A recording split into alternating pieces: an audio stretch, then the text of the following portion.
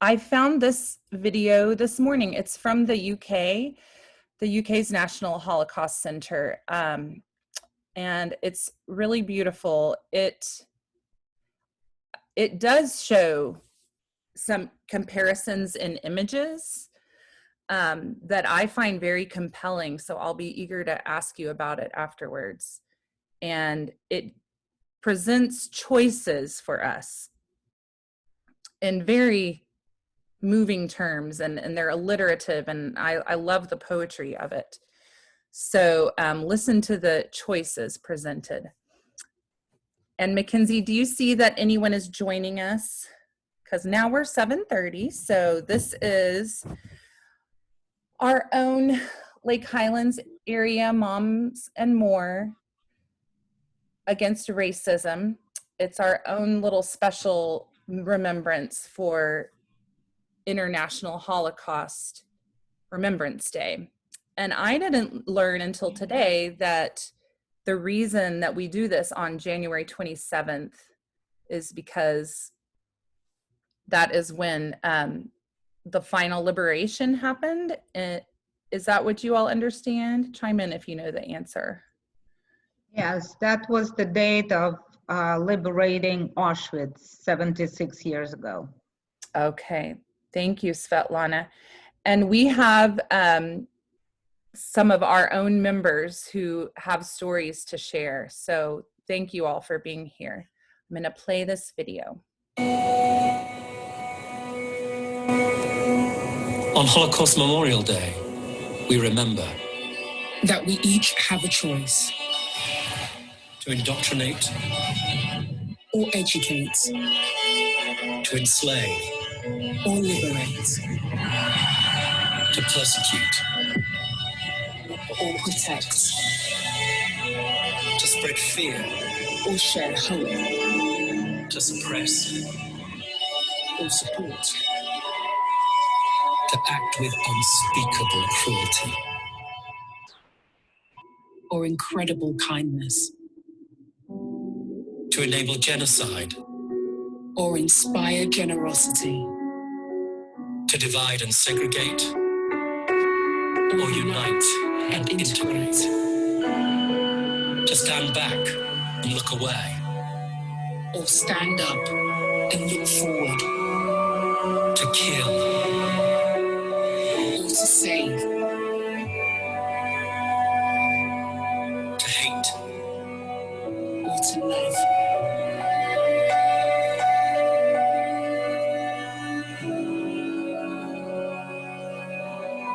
Holocaust Memorial Day, January 27th. Be the light in the darkness.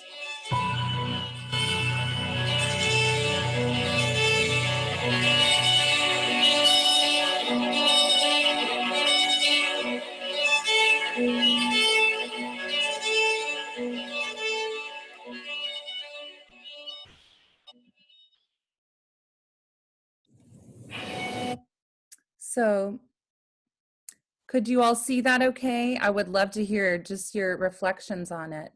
Anyone want to say something about it?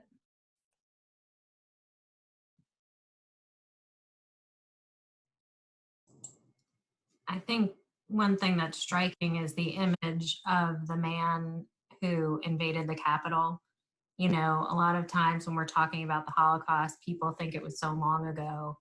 And to see the image of the man with the shirt at the Capitol, it just shows that, you know, we're still dealing with so much discrimination across so many groups, and there's still that sentiment, and it's so sad.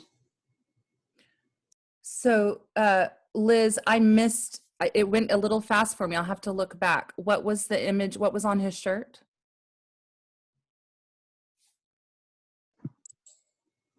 It was the man in the Capitol that had that anti-Semitic shirt. Let me look it up because I don't remember. Do you guys remember what it said? It said Camp Auschwitz. Camp Auschwitz. Camp Auschwitz. Okay. Yeah, and there was also a sign labor makes you free. That was the sign in Auschwitz on the gate. Right. Um, Right, um, Svetlana.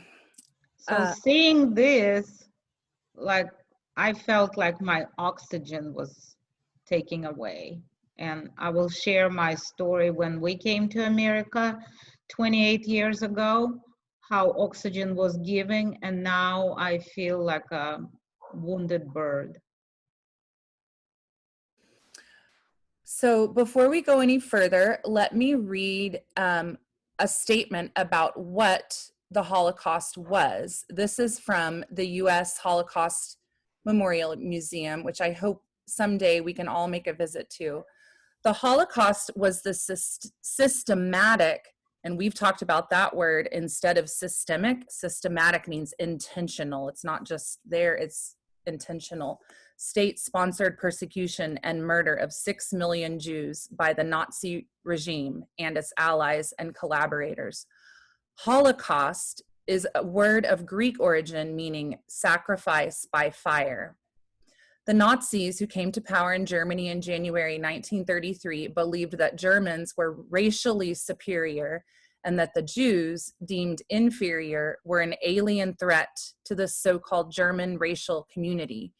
During the era of the Holocaust, German authorities also targeted other groups because of their perceived racial and biological inferiority.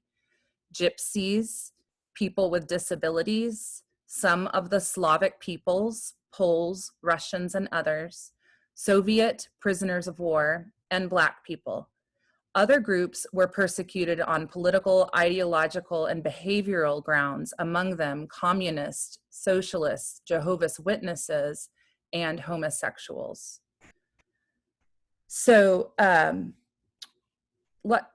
it's just so hard right now not to see the parallels, but I want to get a little bit of feedback from you on that because I learned today that it is a controversy kind of within the Jewish community. So I would love to hear your thoughts on it. Anytime there's some kind of comparison, some Jewish people are super sensitive to that, especially if the Holocaust is something they survived. And so here are a couple statements from Jewish communities. The United States Holocaust Memorial Museum unequivocally rejects efforts to create analogies between the Holocaust and other events, whether historical or contemporary. Now, I find it interesting when I looked at that came out in 2018 due to some political leaders comparing, and during the election, political leaders comparing the children in cages at the border. So these statements have not been made since January 6th. So that's something to keep in mind. The Jewish Community Relations Council said, and this helps me understand too, Hitler and the Nazis perpetuated unimaginable crimes against the Jews and other victims in Europe. We are troubled when a comparison to this era is invoked in a casual way. These kinds of comparisons are hurtful to the Jewish community because they minimize the magnitude of the evil perpetrated by the Nazis. We hope that individuals with influence carefully choose their words. So there were two sentences that I used today that I've removed because I don't want them to sound insensitive. I definitely want to follow that lead of carefully choosing my words. And so here they are. I would like your feedback on them. I was referring to some hateful rhetoric about people in apartments and the apartments just needing to go away in our community. And it was hard for me not to think about today being today. And last night reading Caste, we talked about that book. I don't know if any of you have read it, but it talks about 3 caste systems: India, Nazi Germany, and the one that our country was founded on. Today is International Holocaust Remembrance Day. As you're remembering the dehumanization and discrimination that led to the murder of 11 million people, I call you to reflect on your own words and deeds. And I had also just watched the live memorial from DC where one of the Jewish survivors said that the genocide started with words. Anyway, reflections. Who would like to say something about this? Because I don't know about it and I'm not Jewish. I can say a few things. No matter what you say, everything seems to be wrong right now. Like when Black Lives Matter happened, I know that Dallas Holocaust Museum did a very beautiful display about human rights and Black people fighting for the rights. And then I saw horrible comments from a Dallas Jewish community saying that they were against that. So I could not understand that, because if you are Jewish and you heard stories from your parents and grandparents, what they had to go through, you should understand other people who are being persecuted either for their race, for their color, for their religion. So I do not see, but then again, I am an immigrant myself, a refugee. I'm more American now because I have lived here for 28 years, but I still have my Russian culture and roots, and I don't see anything wrong to compare. There was a horrible genocide of Armenian people in my country by Turks, and there is a big Armenian community here from the former Soviet Union, and they compare Armenian genocide to Jewish genocide. So I don't see anything wrong. But then again, maybe I'm missing something. I was not born in America. I don't know. I'm just sharing my thoughts. Svetlana, we're so glad you're here. And you are a Jewish Russian immigrant from Ukraine? Yes, I'm a Jewish Russian immigrant from Ukraine. We came as a big family of 6 in 1992. We received a refugee status in Moscow in American embassy by proving that it was dangerous for us to stay. Wow. Wow, that's amazing.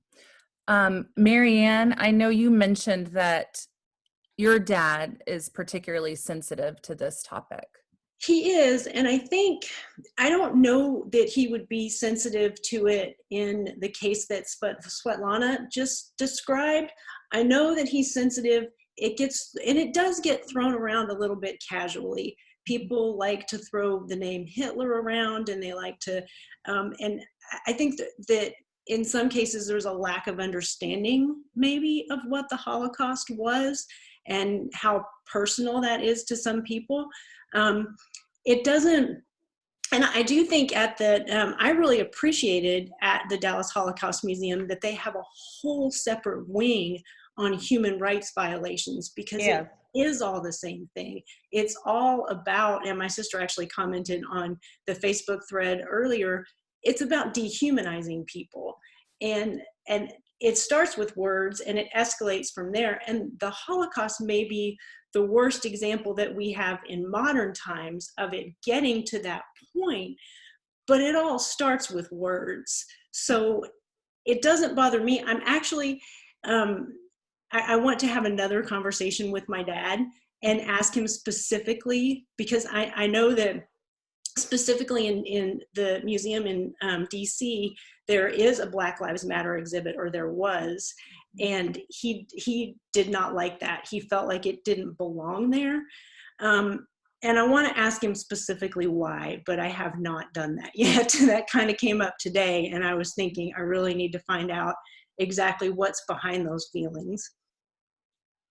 And I saw that Dallas Holocaust Museum, they were apologizing on Facebook for putting that display. And I said, stop apologizing. You did the right thing. You know, this is so wrong. And I think they deleted the whole thing. But it was like, you cannot just satisfy everybody. Yeah. Does anyone else want to say something about that before we talk about your amazing families. I mean, I think the main point is we're just all connected by humanity. And, but one of the reasons that we're on this group together, and this is a Brene Brown quote, is, I'm not here to get it right. I'm not here to be right. I'm here to get it right. I'm not here to be right. I'm here to get it right. So if there's any time that I need to change my behavior, then that's what I want to learn from you all. So I appreciate your perspectives. And I do think it's a nuanced topic. Mackenzie? I was just going to say two things on the Black Lives Matter issue. I think stems from, I mean, this is just my view of it after doing some readings and stuff, but I don't have like personal experience with this, but I think at least at some point in time, there was a stance in kind of like the platform of Black Lives Matter that related directly to the Israel-Palestine conflict. And so that being part of the official platform of Black Lives Matter created a lot of interesting dynamics with respect to, portions of the Jewish community in relation to that platform.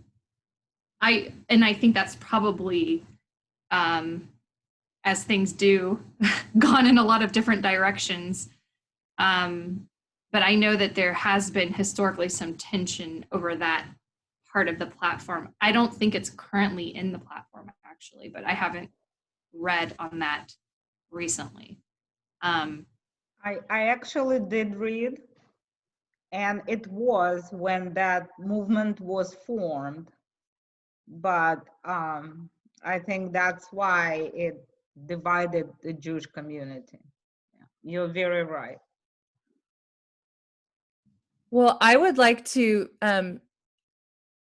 introduce Liz. Liz, do you mind if we ask you to tell us your thoughts today, just whatever it is you want to say in reflection of this being International Holocaust Remembrance Day? Well, thanks so much for putting this together. I feel inadequate speaking about this because we joke that I'm Jewish. But my mother's side of the family was Jewish. My father's side was Catholic.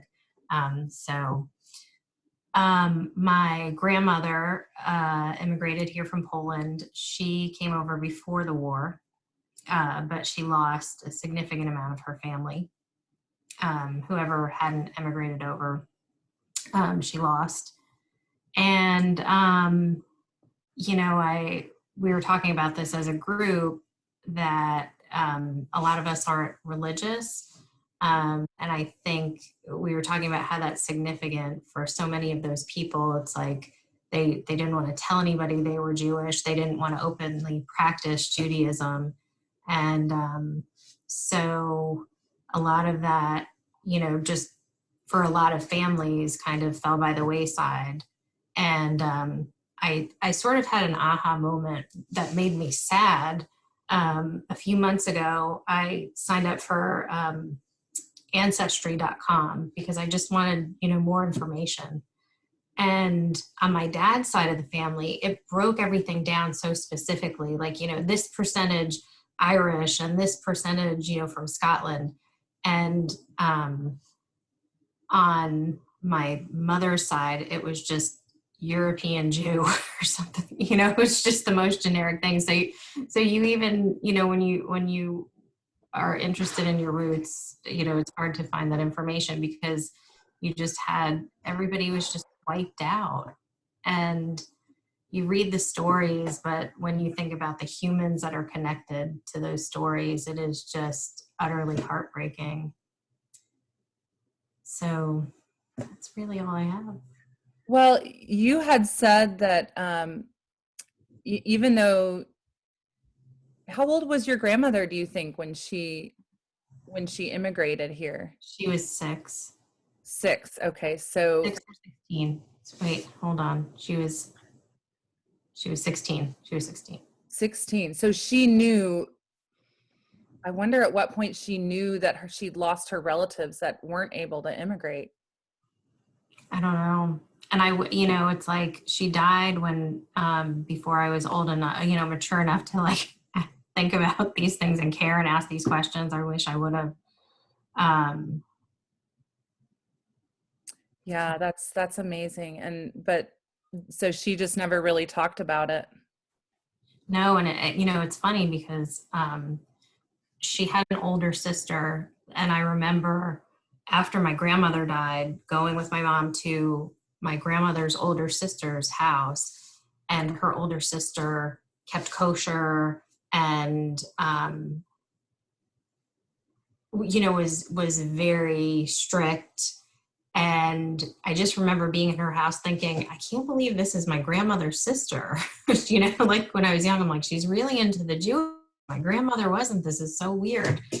But it just was strange to me how in one family they just went in very different directions with that. And I thought it was interesting that you said your grandmother, even though she had this in her past, was the kindest and so accepting of other people. Why do you think that is? Do you think there was any relation to that?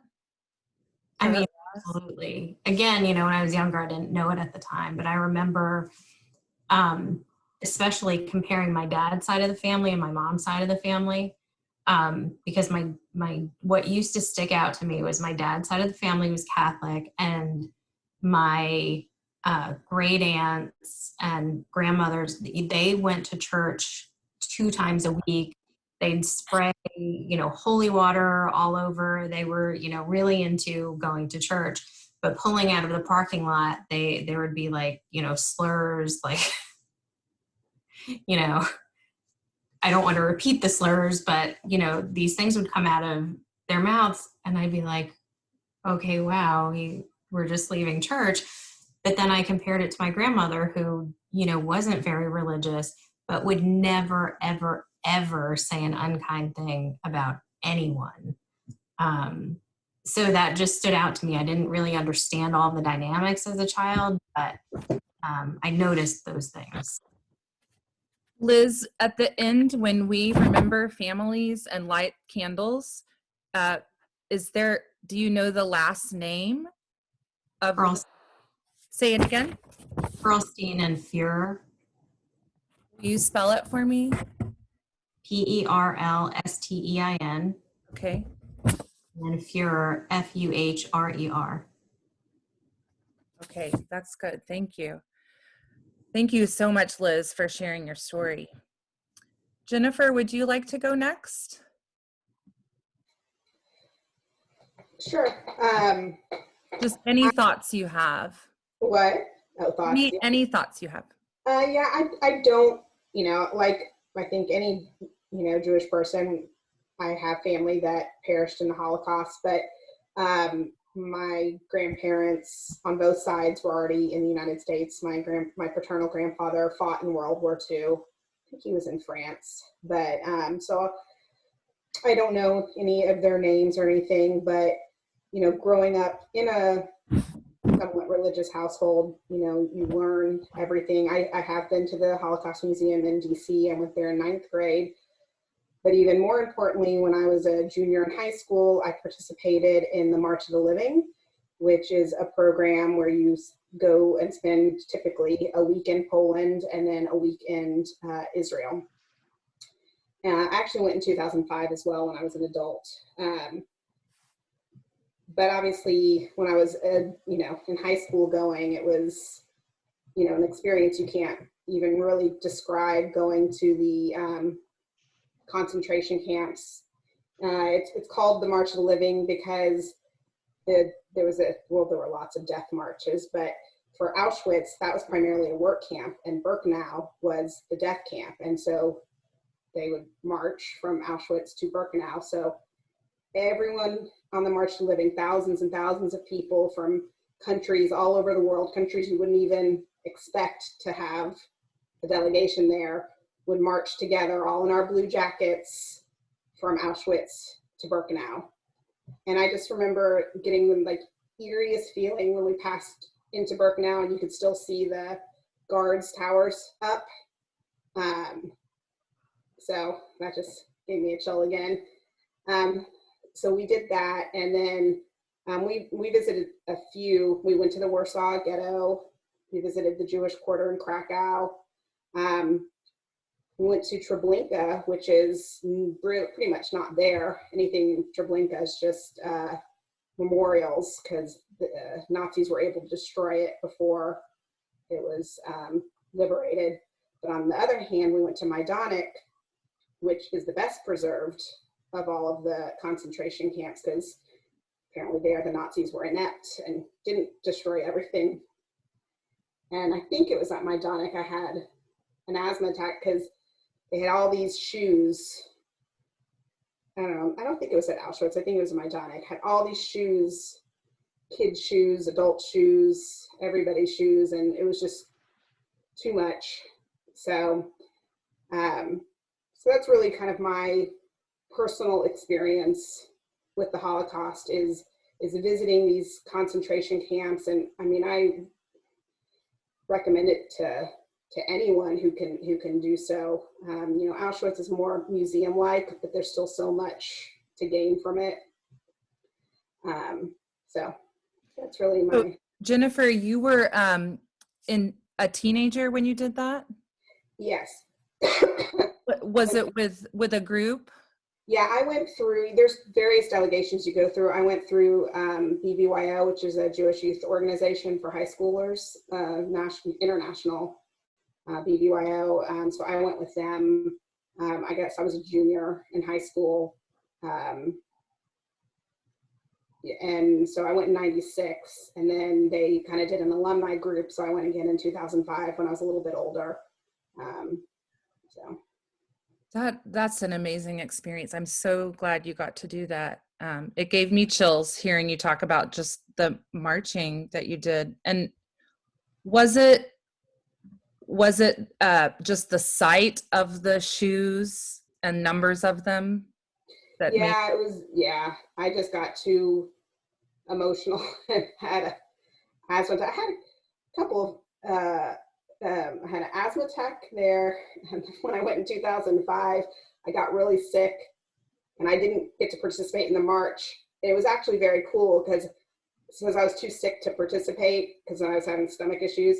I just went directly to Birkenau, but then I got to see all of the delegations coming in, and that was in 2005. So I guess what was that, the 60th anniversary of the end of the war. So, but then I did get a shot at a medic at Birkenau. I had no idea what they put in me, but it made my stomach feel better. Well, Jennifer, is that something you're saying? Teens from all over Europe get to do that, but even other countries? From all over. There was delegations from China, from Japan, from South Africa, Australia, New Zealand. What an opportunity for us to look into. And it's called March of the Living. March of the Living, yes. So it reminds me of something that our groups brought up before in the comparison with how well Europeans study this and teach it and therefore understand the lessons compared to how we don't do that very well here in America with slavery and everything. Do you want to say anything about how you think being there and witnessing it made an impact on you? As opposed to just reading about it and hearing. Yeah, I mean, even compared to going to the museums, at the time Dallas had a tiny little Holocaust museum at the bottom of the JCC. So I did get to go to the national one, but the one in DC, and that was awesome and that was emotional, but there's just nothing that compares to going and seeing everything that they were able to preserve when they could. Majdanek has the ashes has a memorial, a mausoleum with all the ashes from the crematoriums.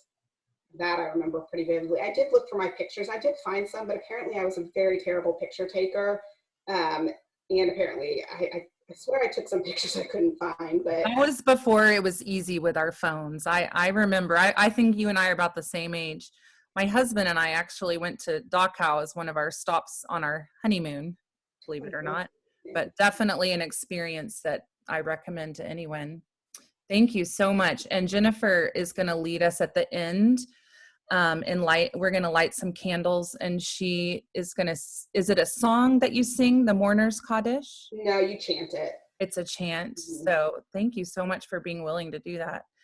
Marianne, do you want to share? I know your dad has an amazing story. He was only 8 when he came, when the Nazis invaded Hungary. Yes. So I actually went back and rewatched his and my grandmother's Showa tapes earlier this week, so that it would all be fresh in my mind. So Hungary was a little bit different than a lot of the rest of Europe, especially Western Europe, which we hear more about, in that they were allies with Nazi Germany. So the Jews in Hungary did okay until around 1944. They had some restrictions on them. They had to wear the stars, but my dad even kept going to school until 1944. And I think in 1944, the Nazis actually moved in and took over from the Hungarian government and started doing all the same things there that they had done in the rest of Europe, and started moving Jews into ghettos and things like that.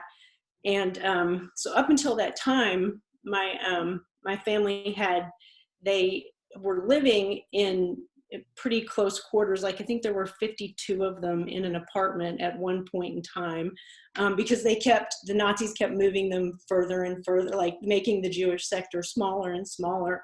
And it got to the point where they got really nervous. They knew they were going to be liberated, or hoped they were going to be liberated fairly soon, because the Russian army was coming from the east, but it wasn't happening fast enough. And so the Nazis had started putting the Jews into the ghettos and rounding them up. And my grandmother actually got a notice that she had to go to the soccer stadium, which they called all the women from the ages of 18 to 40, I think, to go to this soccer stadium. And when she got there, what was happening is they were putting them on the trains, and the trains were taking them to Auschwitz. And they actually, it's crazy. They ran out of room, and they told my grandmother to go back and to come back the next day. And they said, you absolutely need to be here tomorrow. So at that point, she went back to the apartment where she was living with all of these relatives, and she got my dad, and she said, okay, we've got to leave, because they're going to come looking for her, because her name was on the registry. She was supposed to be there, and she wasn't going to show up. So they went to there was a woman who used to work for my grandparents, and my grandmother went to her house because she was not Jewish. And they stayed there for a couple of days, but the soldiers actually came to that apartment looking for them, or just looking for Jews who were hiding. And my grandmother was hiding in the couch, like underneath. I don't understand how she was hiding in the couch, but in her Showa tape, she talks about it, and my dad remembers it. And I don't know where he was hiding, but how old was he again? Left. I'm sorry? How old was your dad again? He was 8. Yeah. And so when those soldiers left, this lady who they were with, she said, you can't stay here, because the soldiers said, if we come back and we find anybody here, we're going to shoot you. So she had paper. She was able to get my grandmother false papers, because my grandmother had blonde hair, but she wasn't able to get anything for my dad. And my grandmother was scared to go out on the street with my dad, because they would check the boys. They checked all the boys to make sure, to see if they were circumcised. And if they were circumcised, they shot them if they were supposed to, or they moved them to the ghetto or whatever it was as part of that whole process.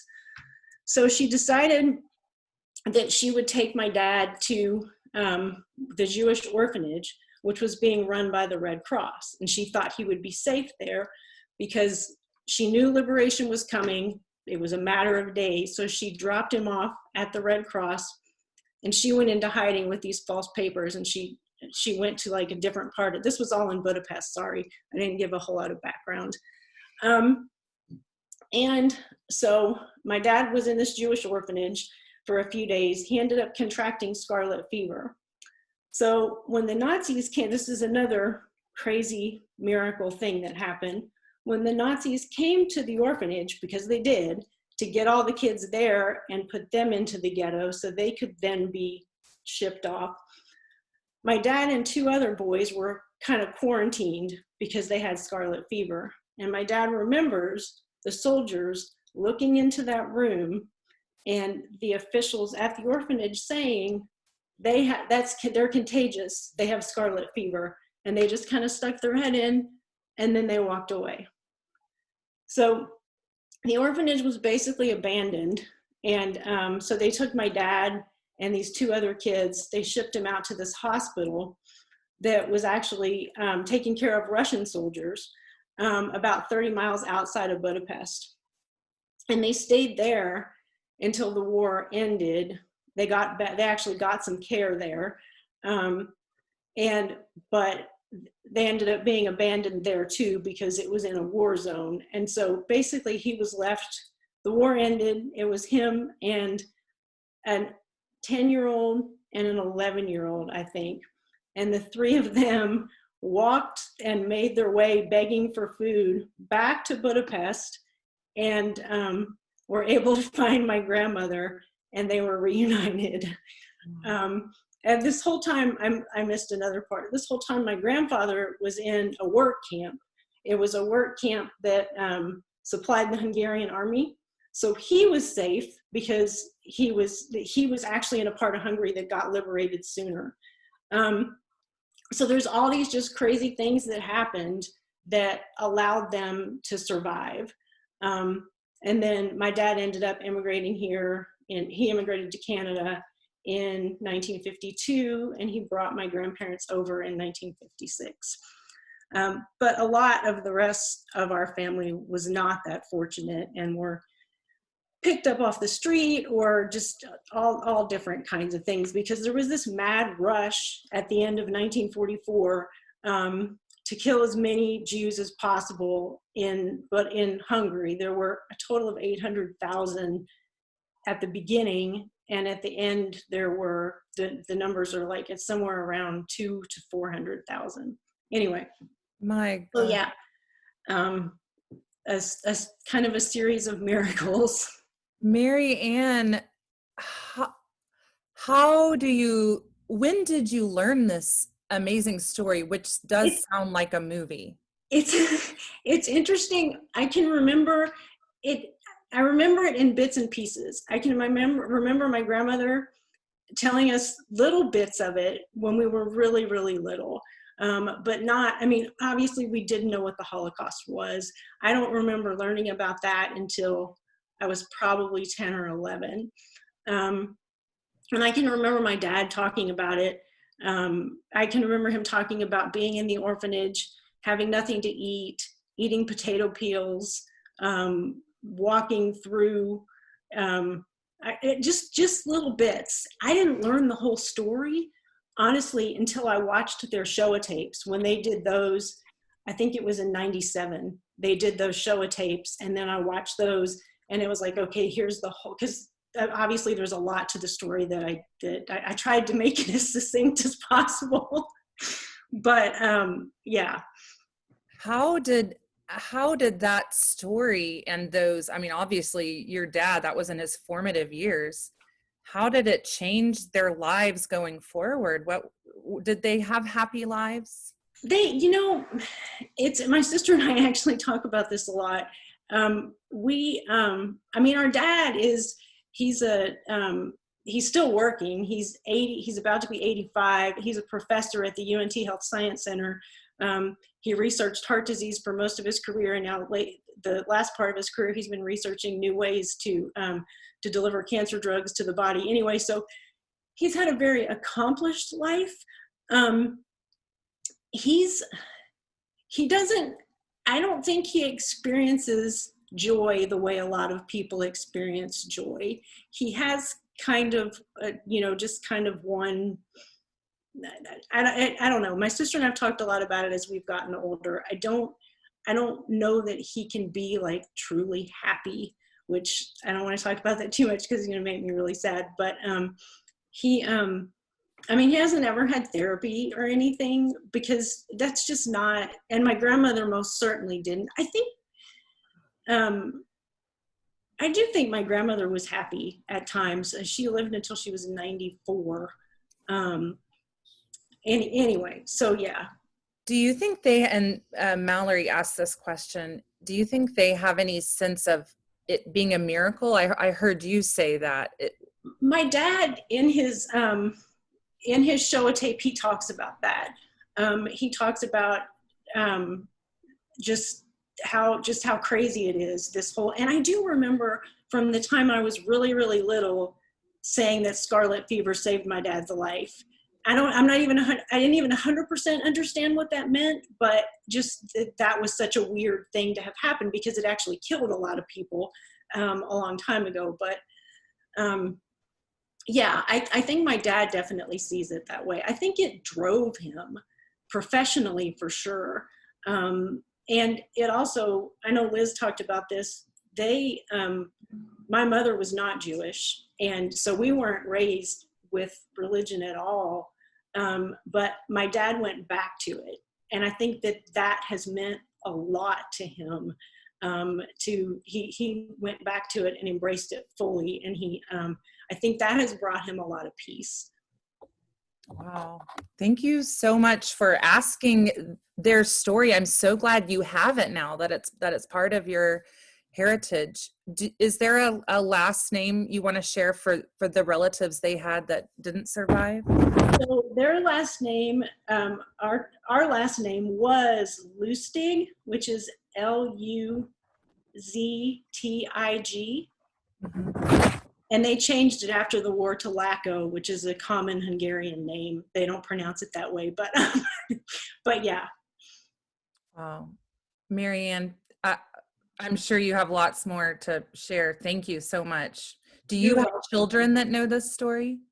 I do. So I actually have a 36-year-old son who does know this story. And then my 11-year-old daughter was just bouncing around here a minute ago. And she knows it. She doesn't, I'm slowly teaching her about the Holocaust because it's so incredibly disturbing. We're getting there. And it must be quite a sensation for you to know that those random circumstances mean that you exist. Yes, yes. Well, I'm glad you exist. Well, thank you. And thank you so much for doing this. This is actually the first time I've ever spoken about this publicly. So thank you. Thank you, Marianne. What an honor. Svetlana, I'm going to come to you next because you have a story to tell too from your family. Okay, I'm going to show you a picture of, this is my dad. Okay, lean it forward a little bit. There we go. Yeah. He had a long and hard life. He had lived 95 years, and through his life, he was a refugee 2 times. He was a Romanian Jew, so I have a Romanian maiden name, Yenciu. They were like Romanians, started, there was a fascist party in Romania, and the parents could tell that it was getting worse and worse. And because they had relatives in Bessarabia, that's where I'm from. It's the border of Moldova and Ukraine. It's on the Black Sea and Danube. So they decided, and Soviet Union, former Soviet Union, accepted refugees at that time. So he was 20 when he immigrated to the Soviet Union. So when the Second World War started, he went to war, and his older brother too. The brother was killed. My dad was wounded, and then his mother and his sister. After he was wounded, he was very sick, and he was allowed just to work at the factories and not to go back to army. So they all got evacuated. That's how they survived. And they lived in Tashkent. It's in Middle Asia. But the whole family was by Odessa, Ukraine, by the Black Sea. And they just, many people, many Jews did not believe that Germans would start killing, because they had an experience of the First World War when Germans were not killing. And so they were in denial, and they did not evacuate. So the whole family vanished. It's my father's grandma and his aunt, and he always showed me pictures and always told me that when the war ended, the whole family was gone. It was very difficult to be Jewish, even when I was growing up. My mother and my grandmother, they evacuated from Kiev, the Ukraine. My grandma was a nurse and she worked, so it was by Stalingrad, and Germans were stopped there.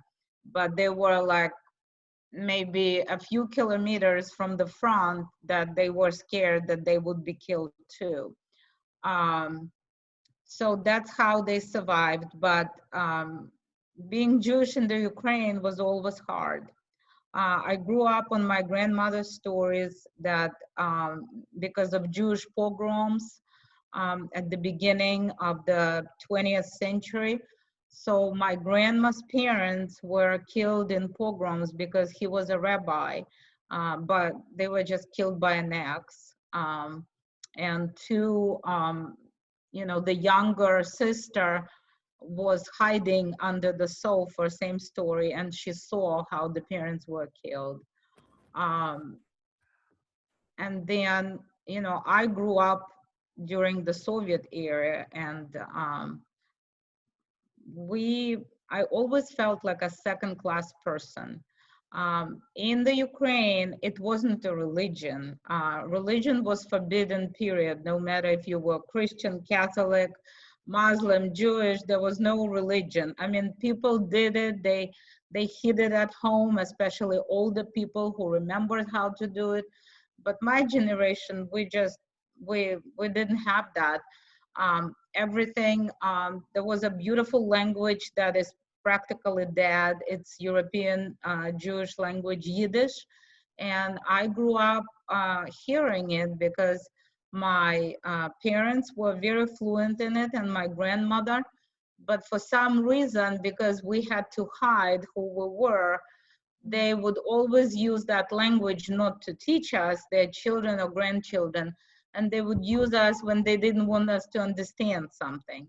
And because they used it over and over, we started understanding. I know lots of Jewish words, lots of Yiddish words, but it was just not right, because we couldn't go to higher educational establishment where we wanted.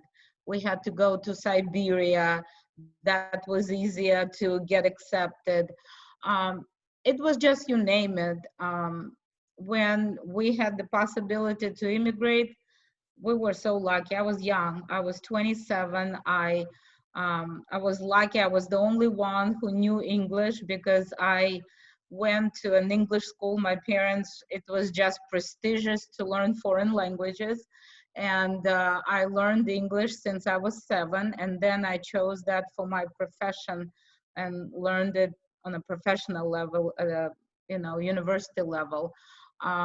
So I became kind of the help for the whole Russian community because it was a big wave of Russian immigrants coming, and we were all actually settled by Jewish Family Service in Richardson. That's where our American story started, on Coit and Spring Valley. And Richardson ISD was like the district our kids went to. And I happened to get a job because I knew English as an ESL aide at Heights Elementary, and I was helping in '93. And then I went back to school to get certified to be a teacher here in America. But I, Wow. And you teach now in junior high, right? I do. I worked for many years for Carrollton Farmers Branch as an elementary teacher on different levels, kindergarten, first, third, and then I did my master's as a reading specialist, and I found a job at Lake Highlands, and I love it. So it's my passion because I know exactly how foreign languages can be learned. So I have a passion. So I have many, many different cultures at Lake Highlands Junior High. I teach ESL sheltered instruction, kids who are in the country second, third, fourth year, that like I teach same TIGs, but they need to be sheltered, and different strategies and pictures and a lot of visuals to help them learn. Svetlana, they're so lucky to have you and your perspective and understanding. You were saying that you used to feel like a second class citizen, and yes, and that's why I understand how African Americans people sometimes feel. I feel for them. I know how they feel. I was 27 when we came. I was very young, and I was afraid to mention that I was Jewish because that's how I grew up. But then, like, once I learned it's a free country, and I was interviewed at Heights Elementary to get a job. And at the interview, one of the teachers asked me if I was Jewish, and I couldn't lie. And I said I was, and I came home crying, thinking that I would not get a job. But I did the next day. And that kind of opened, like it gave me oxygen. Like since that time, I was not afraid to tell, but now I am. I'm so sorry. Like I feel so wounded now. I feel like a wounded bird. I went to Israel in 2012 and I brought a beautiful, I'm not religious at all. I don't know. I mean, we celebrate holidays that I learned just by Googling, by watching some American Jews, because I grew up without it. So I want my kids to know. And I brought a beautiful mezuzah, you know, but when all these events started, I took it off. I live in McKinney. I don't want to tease the geese. I'm not that religious to keep it on to bring fear to my house, you know? That's what scares me. so I'm you sorry. you do feel I'm sorry for afraid. sharing it, No, but Svetlana, thank you, because we know that if you're feeling that way, then other people feel that way too. maybe American Jews don't, but I do because I grew up being persecuted. That's why I'm scared. Well, I want you to know that one of the reasons we formed this group is to stand with our brothers and sisters, anyone who's feeling ostracized and afraid. We started it because of George Floyd, and we knew our Black neighbors weren't feeling afraid, but we're here for everyone. So I appreciate you sharing so much. It expands our hearts and minds to know that there's so many people in our community that need to feel protected, and we want to stand in solidarity with you.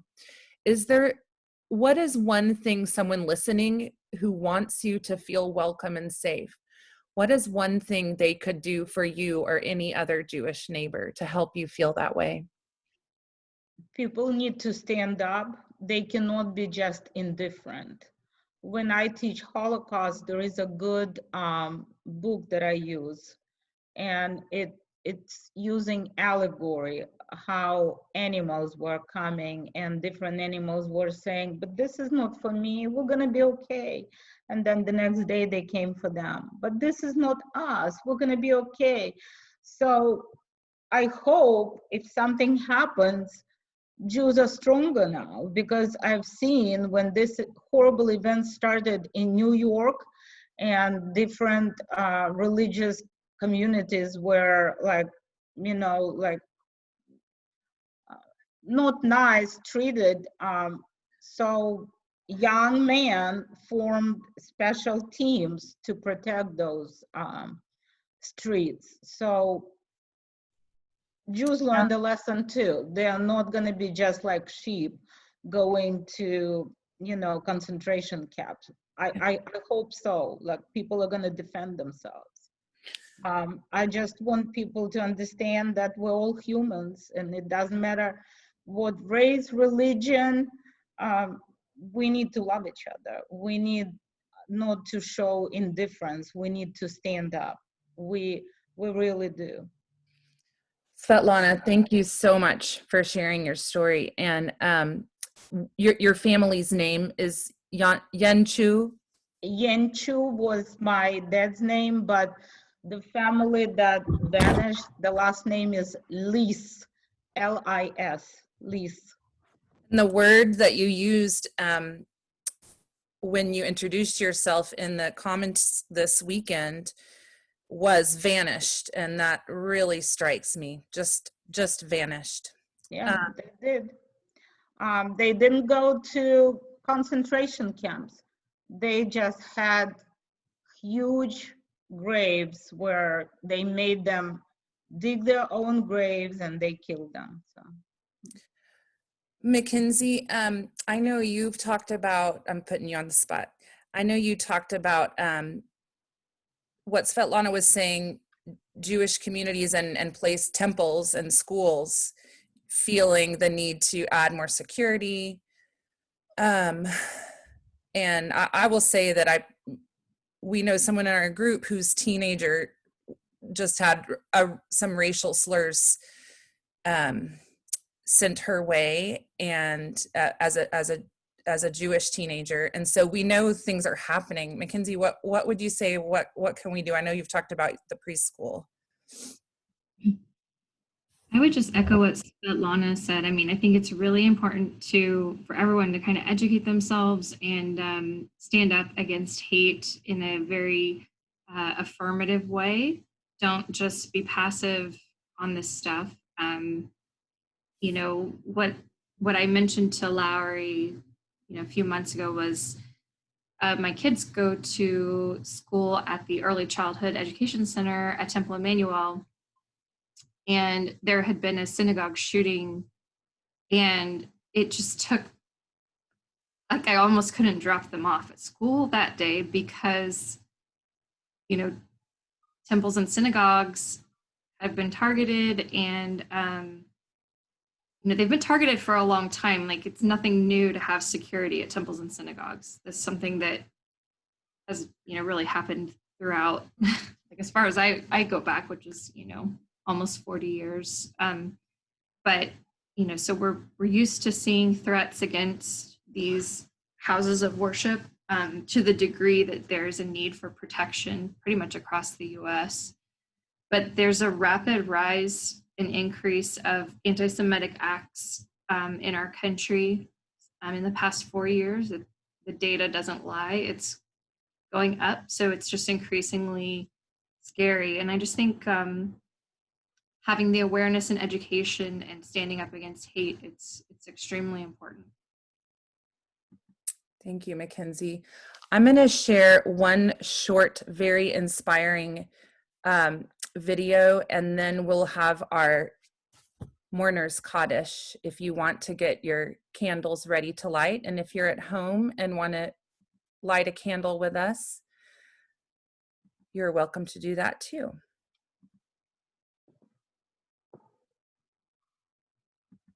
Here it is.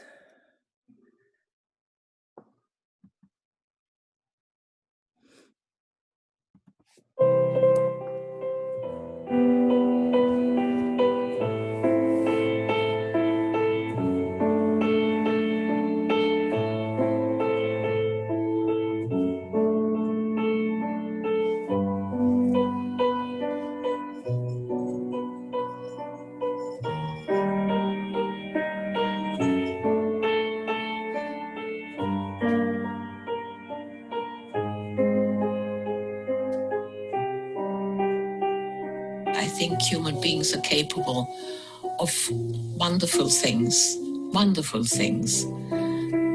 dastardly things to an extraordinary degree.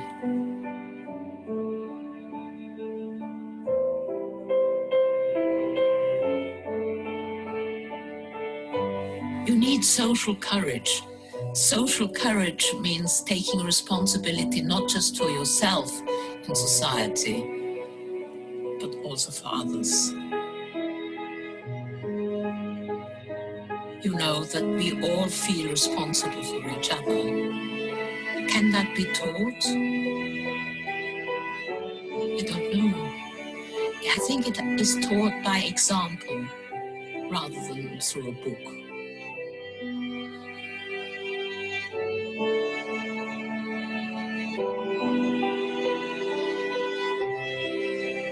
I'm showing you the picture of my dad, something that happened to him on the 10th of March 1933, where in fact the brown shirts beat him up and led him through Munich with a placard round his neck saying, "I am a Jew and I shall never again complain to the police."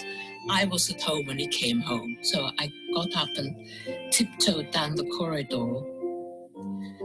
And before I actually got very far, I saw my father's blood-drenched suit hanging outside the bathroom. I was 8 years old, and you can imagine that was a shock.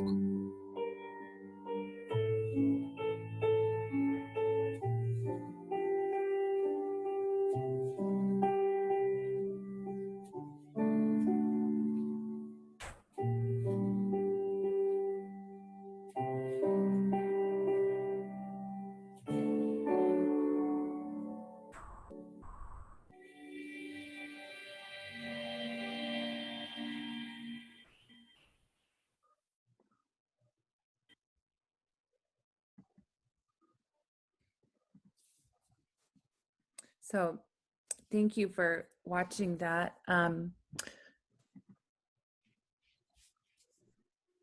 Let's see. Jennifer, do you want to unmute yourself and tell us is there anything you can tell us about the Mourner's Kaddish? Yeah. So the Mourner's Kaddish is said, there's actually the Kaddish prayer is said multiple times through a Jewish service, but the Mourner's Kaddish is said for when you've had relatives who have passed away. For example, when your have a parent who passes away, you're expected to, not expected, you could say it daily for 11 months. And you're supposed to do it with what they call a minyan, with at least 10 people. Used to be 10 men, most synagogues now it can be people. And so the interesting thing about it is that, and when I say it, I can also read the English, but it doesn't actually mention death in the prayer. And it doesn't mention the person who died.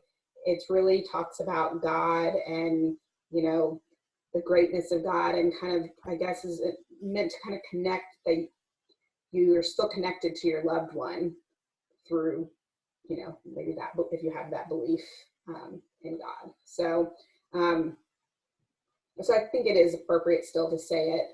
People do say it for the 6 million Jews who died in the Holocaust. So, so that's a little bit about it.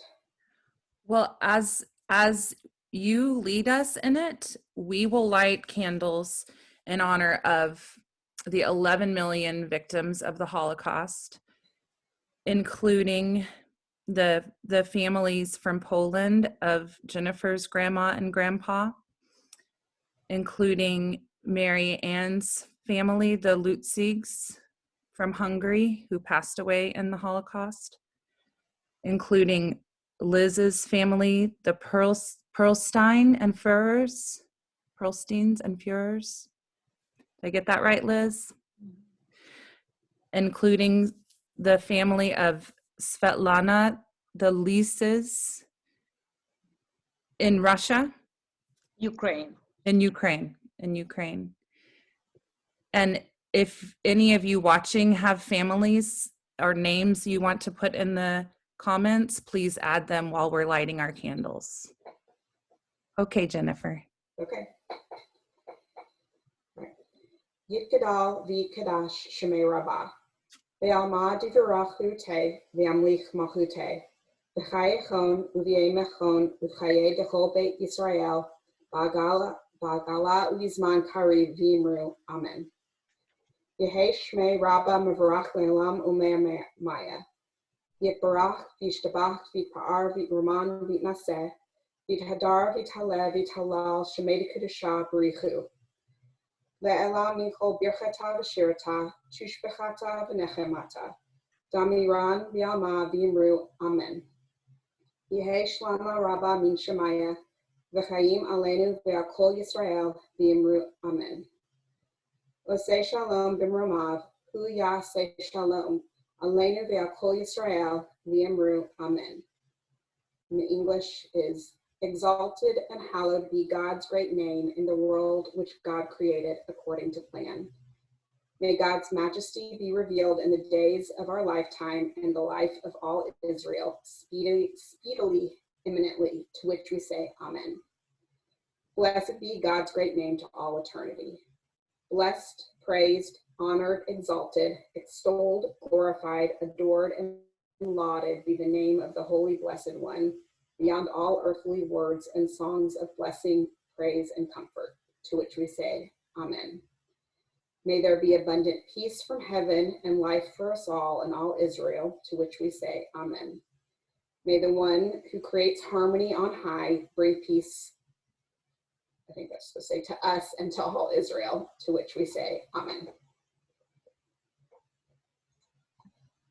Amen. Amen. Thank you all so much for sharing your stories. We have lots of people saying thank you in our feed, and more of them will come back and see it. I enjoyed being with you tonight, sisters. And Thank you. You're welcome. Thank you. You're welcome. Thank you for organizing it. It makes a big difference. It was so special to me. Thank you so much. I've never honored this day this way, or much at all. So thank you for encouraging us to do that. And I will tell you, shalom. Thank you all. Thank you.